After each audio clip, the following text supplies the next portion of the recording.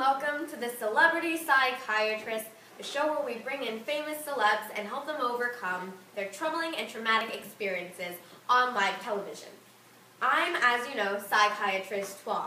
Today our guests are Captain Long John Silver, Dr. David Livesley, and Jim Hawkins. They are all characters from Robert Stevenson's Treasure Island. They all had quite traumatic experiences on their voyage to seek out the gold, so I will help them the best I can. First, we welcome Long John Silver. You'll remember Long John as the trustworthy old chap who was discovered by the squire and is hired with his crew to go on the Hispaniola. He turned out, along with his crew, to be a bloodthirsty mutineer pirate. Now we try to help him overcome his old fears of the Treasure Island voyage. Mr. Silver, come on in. I'm going to give you this notebook. If you feel anything you need to write down immediately about your emotions that we can talk about, write it down here. Here we go. So, thank you, at the very least, for coming today. Thanks for having me. Quite welcome. So, my first question is to you, and remember to answer this honestly so I can help you. What were you feeling when you murdered Tom Morgan? Well, rage at the moment, then regret. Maybe if you expand on that hateful emotion, you will feel better. If you must know. I'm sure you understand that. None of us must know. But this is the first step to helping you recover from your traumatic experience. Alright, I'll talk. It was truly awful. First, Alan was led on my doing. Then poor Tom, I acted too fast, purely on instinct. It was suspenseful. Too suspenseful. Tell me as much as you can say, Mr. Silver. That's it. Are you sure? You need to push yourself for this treatment to work, you know. I said that's it, you. Let's move on to the next question. I'm not sure we found the answer to the first one. We're moving on. Okay, I won't push you. I think you've done enough of that. Take some deep breaths, Mr. Silver. Try to calm yourself. I don't know what you mean. I'm perfectly calm. Did you feel any betrayal when Captain Smollett told you? And I quote, if you had been an honest man, you might have been sitting in your galley. It's your own doing. You're either my ship's cook, and then you were treated handsome, or Captain Silver, a common mutineer and pirate, and then you can go hang. Not at all. He had no reason to trust me after what I did. What reason did he have to trust you? He had my oath, my word of honor. And that wasn't good enough for him, you assume. I assume nothing. It is you that has assumed. Moving on. That would be ideal. Many of our viewers believe that you are a pirate, or at the very least, a mutineer. Are their suspicions true? Of course not. I'm an honest man. Why would they think that? Well, take a look back into your cruel antics, and you shall see why. I still don't understand. You, 1, lied to all your shipmates, 2, had Alan be murdered, and 3, you yourself murdered. I understand now. I thought you were supposed to help me. If you remember, you also said, you want that treasure and we'll have it. Doesn't that, well, justify piracy? If you remember, I also said... And you also said before an hour was out, I'll stove in your old blockhouse like a rum puncheon. But he said to me first... Well, you are a pirate, Mr. Silver. Just admit it. We want to help you overcome... Silence! I will not admit it because I'm not a pirate. Well, okay, but maybe we should calm down and have a nice glass of rum puncheon, because you are a gentleman, don't you think? Okay. So, here you go. This is some nice rum. I fear that if I drink it, I will become drunk. But you won't do that, right? Yes. So, Mr. Silver, what are your plans for the future? I want... Yes? I want money! Money? How are you going to get this money? Well, you have to know, I was so close to getting it on Treasure Island. I blackmailed, I cheated, I lied, I murdered, and it almost worked. I would have made off like a strong ocean current. They're never here long. I would have been gone with the wind. Well, what stopped you? That little buccaneer, Tim Hawkins. He thinks he's so smart, sailing to our ship, Hispaniola, and cutting it free. Then he killed people himself in the process, like Israel Hands. Hands did try to kill him first. He was provoked. If only my conscience hadn't been so strong, I could have killed him, shot him dead. But he's only a boy. Is there anything else you'd like to say, Mr. Silver? Yo ho ho and a bottle of rum. Well, I think that wraps up this session. Thank you for coming, Mr. Silva. I hope that I have helped you get rid of your traumatic emotions. Thank you for coming. Thank you. When we return, we shall see the famous Dr. Livesey. David Livesey, that is. Don't go anywhere. The Celebrity Psychiatrist will return after these messages from our generous sponsors. Are you feeling down? Do you need a hug, a puppy? Go. Hi, my name is Daniel, and I'm the founder of Hug a Puppy. I found it hard to go through life with my depression problems. I've cried myself to sleep many times. That is why I've created Hug a Puppy.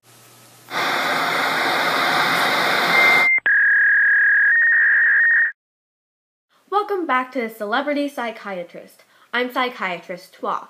We now welcome Dr. David Livesey for a session. You'll remember Livesey as the town doctor. Once he found out about the treasure map, along with the squire, he joined the journey across the ocean to Treasure Island, though not realizing that he was surrounded by a crew made of bloodthirsty buccaneers. Dr. David Livesey, welcome. Call me David. So, David, please remind me, to start, how did you end up finding out about the treasure map that started the entire story?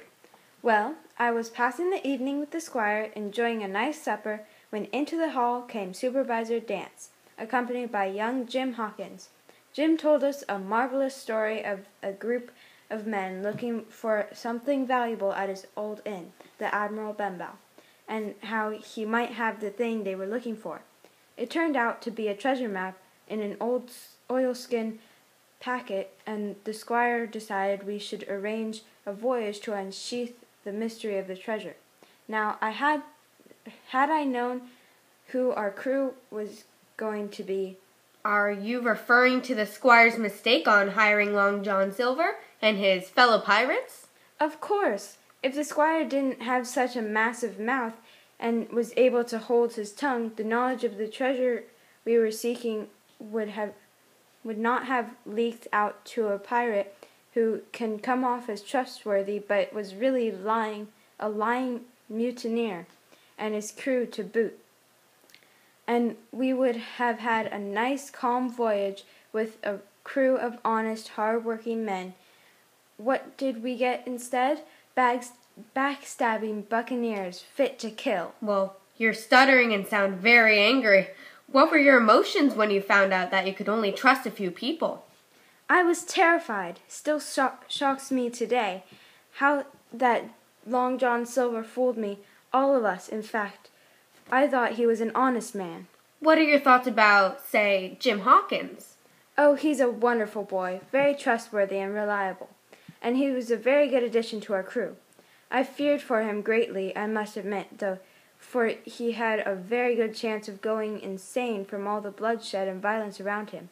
He was very young on the voyage, and it's a wonder he survived the journey. Well, I take it you're glad he did, right? Of course. Like I said, he's a fantastic, clever, and brave boy who deserves to live a healthy, long life.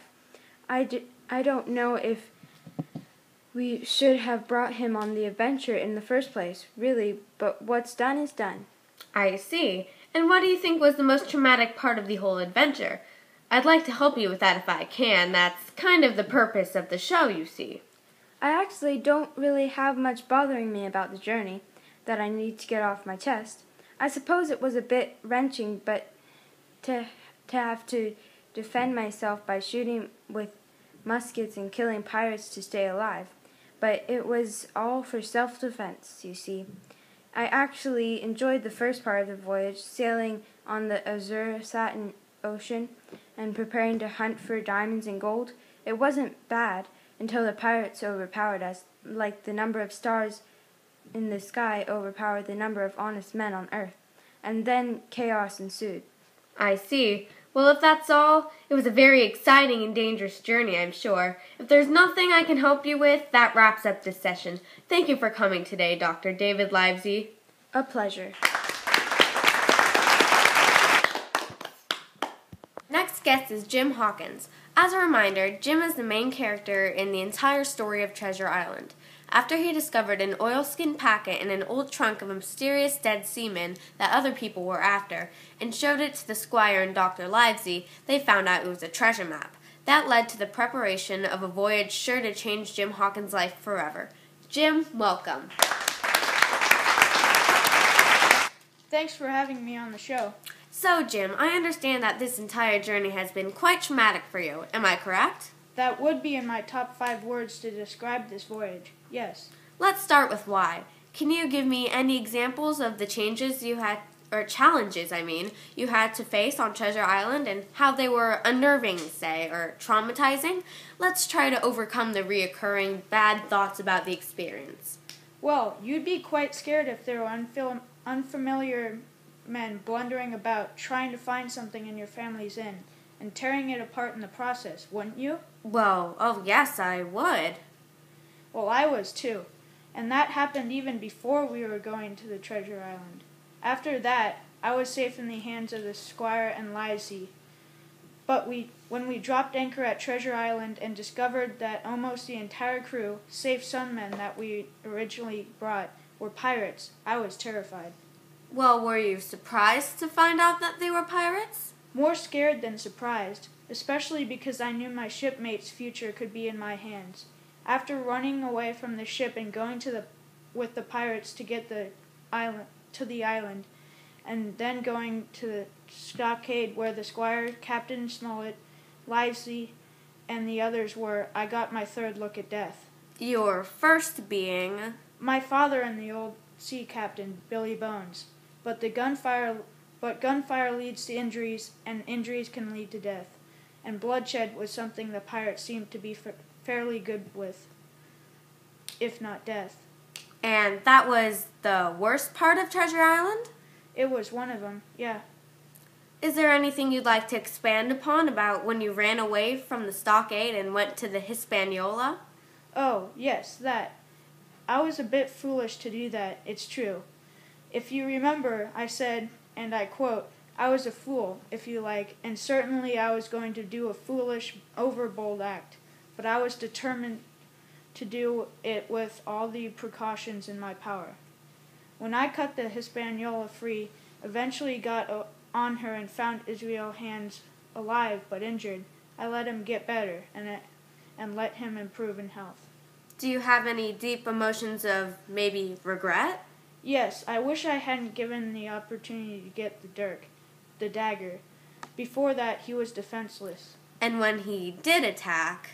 That's when I had the 2 pistols, and I thought I had him trapped.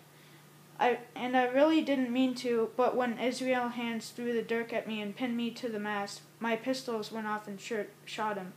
He stumbled into the water and drowned. And what emotions on that would you like to overcome?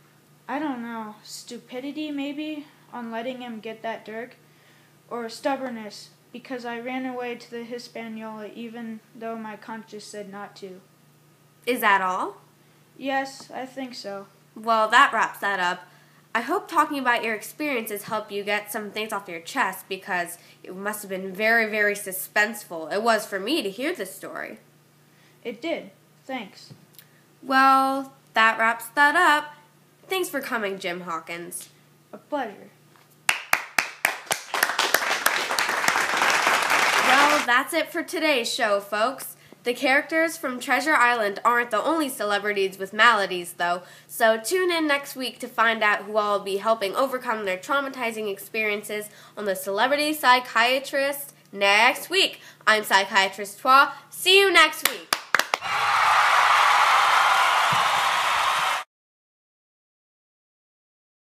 Hi, I'm Daniel, the founder of Hug-a-Puppy. I found it hard to go through the day without a hug. I've cried many nights.